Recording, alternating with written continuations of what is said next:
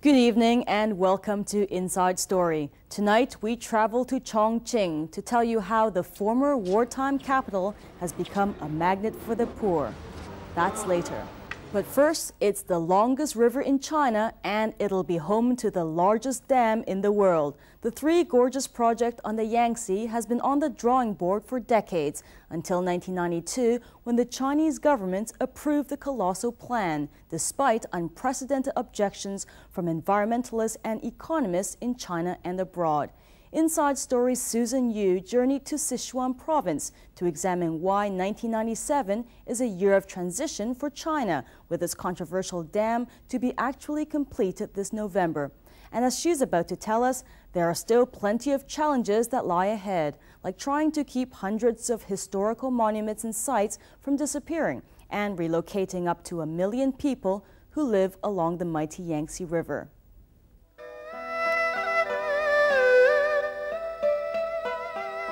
It's one of the most scenic wonders, and for centuries, it inspired China's greatest painters and poets. But the Yangtze has also inspired others in a different way. It's always very moving to come back to Sichuan, and also always travel on the Yangtze's a very moving experience. One feels one's going through the very center of China, the very heart of China. This river, which is constantly changing and yet, in a way, ever remaining the same. It brings back memories of many earlier trips, including the very first one, when in 1927, when I was 4 years old. At that time, the Kuomintang armies were marching north, and the foreign consuls ordered all foreign nationals to leave the interior. So my parents and I left rather quickly on, of course, all the shipping on the upper Yangtze then was by junk. Well, the first part of the shipping was by junk, of the way was by junk. And then we switched to steamer lower down. I can remember the huge cliffs of the gorges as the junk went through, and looking up at them. It was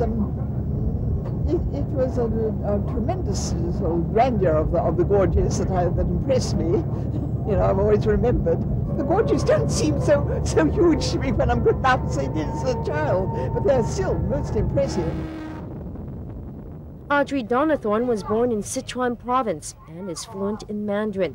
This homecoming, though, has special meaning for the Hong Kong resident.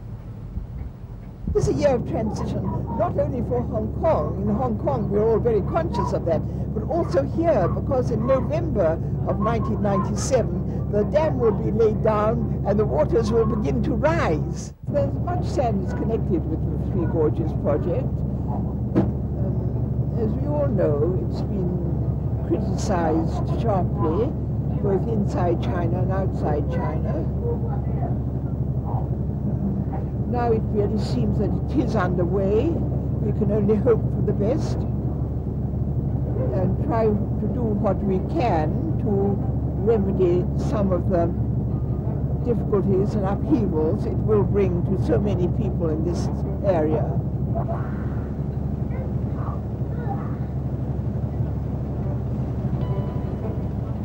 Catastrophic floods brought death and destruction in the 1930s and 1950s. And in 1991, thousands perished. It's those kinds of tragedies that were enough to convince the National People's Congress in 1992 to approve plans to change the landscape in the name of flood control, with the construction of the largest dam and hydropower station in the world.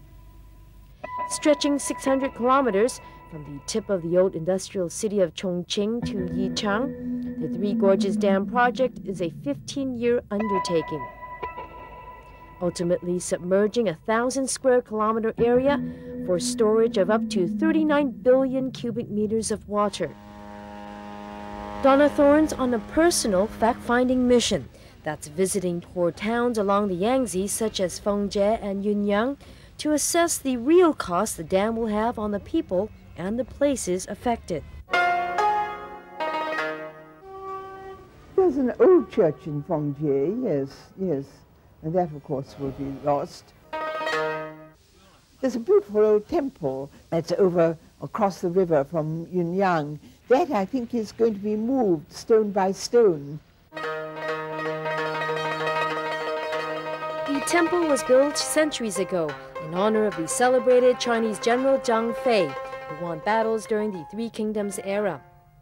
But even General Zhang would find it hard today to fight an unlikely enemy.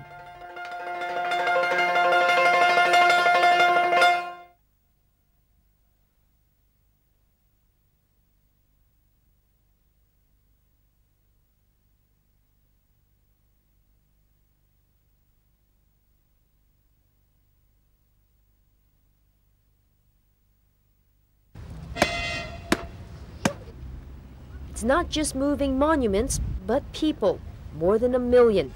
The budget to carry out the resettlement is just under $5 billion US, and authorities have roughly just over 5 years to do it. In the Wanshan prefecture, more than 800,000 people have to move because of the Three Gorges project and the great reservoir that that dam will create.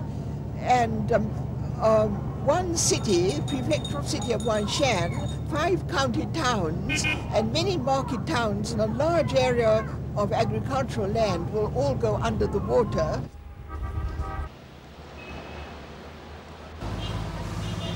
It seems most are oblivious or resigned to their fate. Signs have been posted providing the timetable for removals, which started just last month, while there are other reminders. As a bit of a warning system for the people living here in the city, authorities have been putting up signs throughout the whole area to tell people exactly where and which parts will be flooded. But perhaps the most significant and symbolic marker is this one, because it tells people exactly where the cutoff point is for the project. Everything below 177 meters will be flooded, while everything above it will be saved. Authorities early this year resettled roughly 30,000 city and town dwellers to higher ground and in new homes. Villagers, though, seem to be at loss to all the changes down the road and to resettlement.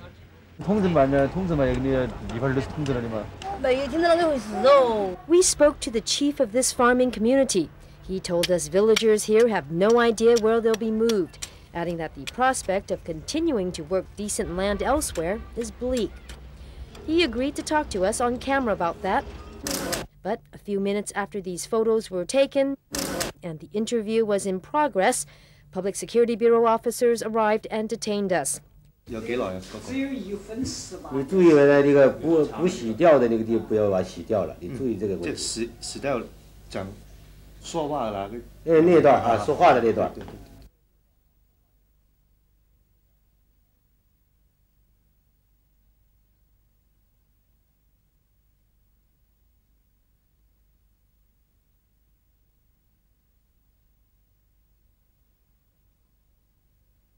What's also up in the air is compensation. Just how much will the people get for their homes and land many have lived on for generations? 老百姓没有钱买房子的话，好，我们一般来说的话，在原来这个附近的老百姓生活条件还是比较好的。像你像我们现在所看到的这些老百姓的房子，他一般的做的比城市居民做的房还要宽，平均一般都是在30多个平方米、40来个平方米。他拆迁过后，他有一笔补偿，政府要给一笔补偿，把他的原房子拆掉的时候，我们要给补偿，用他养就用补偿这个钱，再来进行复议。 So is the government's compensation fair? And how is it worked out? Many wonder. For starters, they're based on 1992 valuations. It is extremely difficult to make any firm estimates of costs. And without firm estimates of costs, it's difficult to make an appeal. This is partly, of course, not the fault of the officials, because it's due to inflation and the rise in prices, which is going on the whole time. 'What's also up in the air is compensation. Just how much will the people get for their homes and land many have lived on for generations? 'It is extremely difficult to make any firm estimates of costs. And without firm estimates of costs, it's difficult to make an appeal. This is partly, of course, not the fault of the officials, because it's due to inflation and the rise in prices, which is going on the whole time.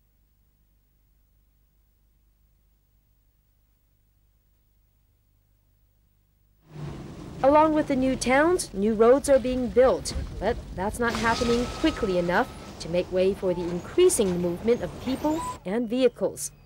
One of the biggest challenges for the authorities is not just relocating up to 1 million people. Another problem is providing the proper infrastructure to facilitate that process. Now, we've left Wanshan this morning at 7 o'clock, and we're headed for Kaishan, which is about 84 kilometers away. So far, we've been on the road for 5 hours, and we're still not there. A one-lane road with two-way traffic and a little more make life more than difficult for villagers trying to get from point A to B. It won't be for another 3 to 4 hours before we reach our destination. Most of Kaishan County town will be submerged.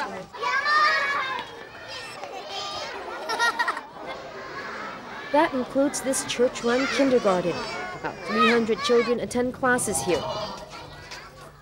The kindergarten's fate is unknown, along with the funds to rebuild elsewhere. Most of the Catholic population is in the countryside. It goes back, it goes in Sichuan, it goes back to the end of the 17th century. And there are families who have been Catholics for generations in Sichuan. It's 6 in the morning. Parishioners worship at the Wanshan Church, which dates back to 1908. Bishop Matthias Duan Yin-ming is head of the Wanshan Diocese. The 79-year-old was educated in Rome and was ordained by the Pope in October 1949, the same time the People's Republic of China was established. He speaks English, French, and Italian, and he also speaks of the Church's turbulent past. During the Cultural Revolution, Bishop Duan was ridiculed and denounced.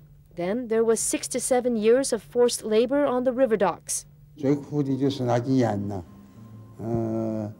到监狱里面去把我捆起，那个时候造业哦，底下捆起铺起，脚踩像捆柴一样捆，哎呀，那夜晚都过不得日子啊，睡起就起来不了啊，那夜晚，但是我们看在给我们的恩赐哦，结果在监狱里面去做起，蚊子啊、臭虫啊要不完呐，那是才就40天，有40天，还很痛。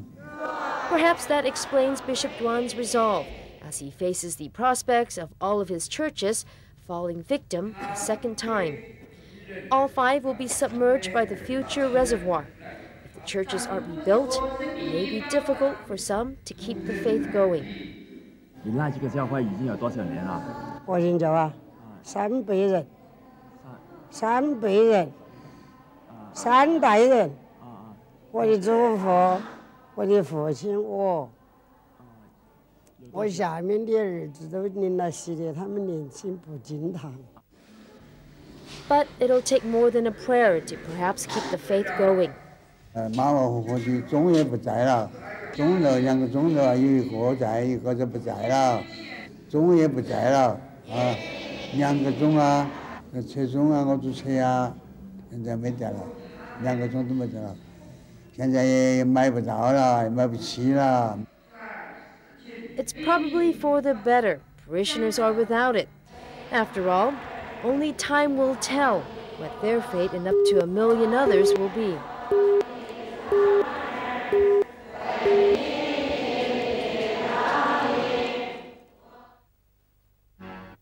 Welcome back to Inside Story. Earlier, we told you how the Three Gorges Dam is threatening hundreds of historical monuments and the livelihood of a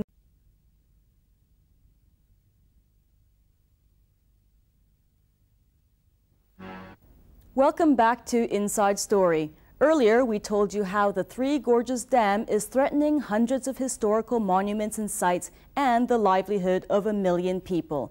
Well, Inside Story now examines how the project may push one city to its limits. Susan Yu journeyed to what is now the world's largest city, China's old wartime capital of Chongqing. And as she's about to tell us, the city's population of 30 million is set to rise, along with concerns as the Three Gorges Dam project forces the poor to flood into Chongqing looking for work.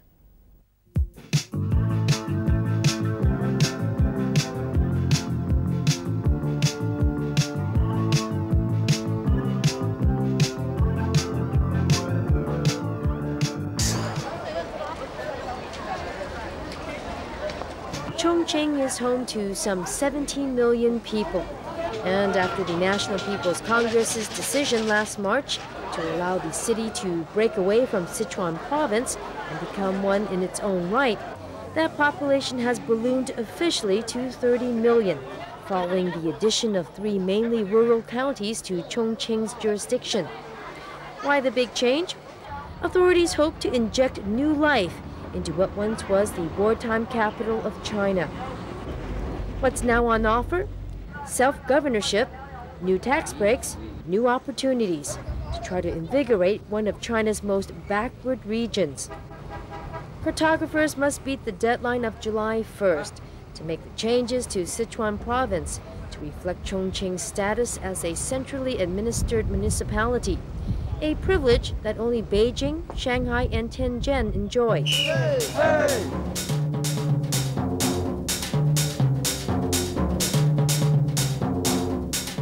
One of the perks, Chongqing will be able to keep more of its annual turnover to the central government. Normally, it forks out about $1.5 billion yuan a year. Now that amount has been reduced by about a third. But is it paying a hidden price? Chongqing authorities agreed to resettle the more than 1 million people affected by the Three Gorges Dam project. That's to be completed by 2009. And it may well have got more than it bargained for. I can only say the huge amount of money which is involved and capital and the huge amount of other investments you have to do regarding people is difficult to control. You know, it's a matter of experience we had with these large infrastructural projects. Now, I of course hope that everything is going well. So but it's good also to have some skepticism. It would be bad not to remind people of the negative experience. And since the project has started, I mean, one has to really prevent as much as possible the negative impact. About 200,000 casual workers have flooded into the city. Labor is so cheap, there's no shortage of manpower for work, whatever kind it is. But compounding that is the wave of peasants from downriver who've decided not to wait around for evacuation or compensation. They're very anxious that in these new towns, which at first will be rather rootless, with people having had to leave the places with which they've had such close ties and forming rather a sort of shifting community, rather rootless one.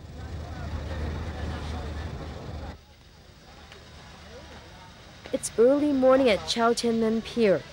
Most are from the countryside and are desperate for work. They wait for passengers who may need help with their baggage. For people like Chen Wanyong, one trip will pay about 5 yuan, and on a good day, he and others can earn up to 20. 第一次来重庆，主要感觉在重庆有山很高，就说山高路不平，需要人，他说帮助旅客，就说能够帮助他们，就说搬东西呀、上啊下呀，或者说情侣的就帮助一下，方便，就是方便这个外出的，都是像旅游的，东西拿不动啊。 The 28-year-old's family is in the ghost city of Fangdu, along the Yangtze River. He tells us it's been a haunting situation, leaving all that behind. 想一个人来到这里，就是这里因为是乡下，打电话也不方便，我们乡下没有电话，这只能到城里面去打，就这样。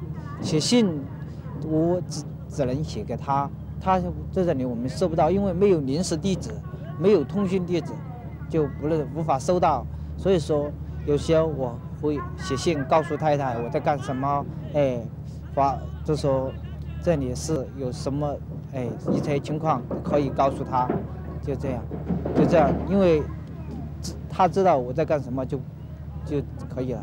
但是我知道他在农村也是同样一样劳动。 Many, though, are working a different kind of soil. It's backbreaking but worth it. Laborers here can earn around 20 to 30 renminbi a day. That's good money for a farmer, who usually takes in that much in a month. But earnings are relative here, as we found out from these scrap metal collectors who make up to 5 renminbi a day. 手呢，看嘛，发出血了。啊，发出血了。那很痛，天天都是这样。那都是把那个钉子钉到的啊，那没得休息时间。以前种地。天哪！种地在老家。五省。哦，5省。就很远的地方啊。哦，很远。啊，怎么走得下来啊？那远的地方爬得下来啊？艰难了啊！ It's a common and expected response if you're asking someone who's affected by the Three Gorges project. Of course, you have the cost involving the relocation of people. And if you take everything together, one has to be very careful in saying that these dams are very good for an economy. Western diplomats told us big issues face Chongqing. For one, the city may boast having one of the biggest motorcycle factories in China, but will it be able to turn around its money-losing state enterprises and keep its official labor force happy? And if there isn't enough work to go around, will the growing number of casual workers flooding into the city lead to social problems? There are things that bad publicity is made of, but authorities are hoping for the best. What's also set to change? The number of people living in the city. But as the population grows, so too will foreign interest in Chongqing. This project alone represents a mammoth 1.2 billion Hong Kong dollars in investments. In a country with the highest number of cranes in the world, it seems Chongqing has been able to secure a fair share. About a third of the city's businesses are collective or foreign-backed companies. 当然发展的挺快的。我觉得作为我是一个司机，我觉得就是交通问题。有什么问题？交通？路窄、车多、人多。That seems to be one of the real challenges for China, how to organize mobility and transport in the country. Here again, you can repeat the mistakes which have been made in developed countries.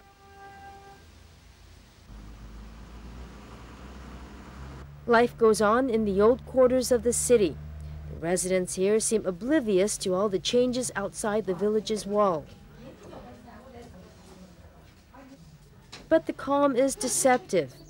It's old quarters like these that are under threat, as Chongqing ambitiously tears down time-honored homes to accommodate more people. The irony to all this? Where will these residents go if the tide of migrant workers isn't controlled?